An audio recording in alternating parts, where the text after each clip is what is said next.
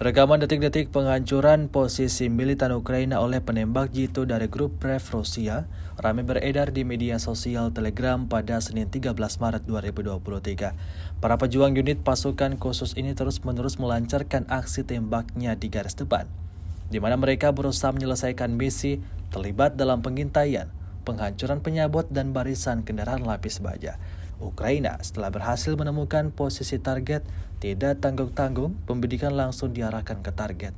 Alhasil, seperti yang terlihat dalam rekaman, ledakan dahsyat meluluhlantahkan titik target. Disebutkan dalam keterangan unggahan, sebulan terakhir pasukan khusus Rusia telah membakar 2 tank, 4 pengangkut personel lapis baja, serta 6 pick-up angkatan bersenjata Ukraina. Beredarnya video ini menuai beragam komentar dari warganet.